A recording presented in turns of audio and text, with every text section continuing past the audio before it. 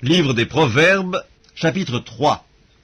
Mon fils, n'oublie pas mes enseignements et que ton cœur garde mes préceptes, car ils prolongeront les jours et les années de ta vie, et ils augmenteront ta paix. Que la bonté et la fidélité ne t'abandonnent pas. Lis-les à ton cou, écris-les sur la table de ton cœur, tu acquerras ainsi de la grâce et une raison saine aux yeux de Dieu et des hommes. Confie-toi en l'Éternel de tout ton cœur, et ne t'appuie pas sur ta sagesse. Reconnais-le dans toutes tes voies, et il aplanira tes sentiers. Ne sois point sage à tes propres yeux, crains l'Éternel et détourne-toi du mal.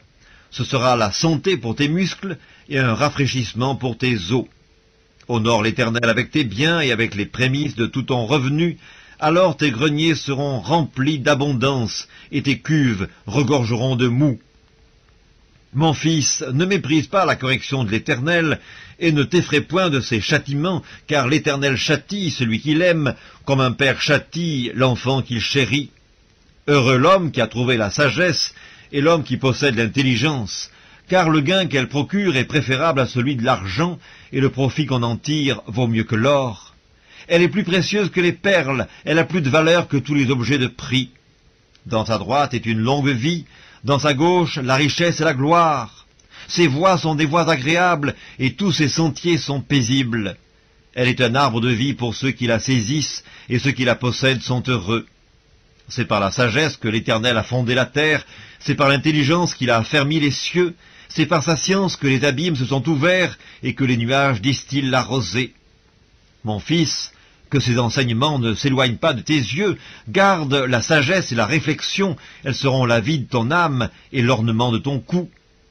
Alors tu marcheras avec assurance dans ton chemin, et ton pied ne heurtera pas.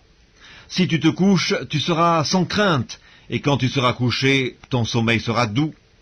Ne redoute ni une terreur soudaine, ni une attaque de la part des méchants, car l'Éternel sera ton assurance, et il préservera ton pied de toute embûche. Ne refuse pas un bienfait à celui qui y a droit, quand tu as le pouvoir de l'accorder. Ne dis pas à ton prochain « Va et reviens, demain je donnerai », quand tu as de quoi donner. Ne médite pas le mal contre ton prochain lorsqu'il demeure tranquillement près de toi. Ne conteste pas sans motif avec quelqu'un lorsqu'il ne t'a point fait de mal. Ne porte pas envie à l'homme violent et ne choisis aucune de ses voies, car l'Éternel a en horreur les hommes pervers, mais il est un ami pour les hommes droits.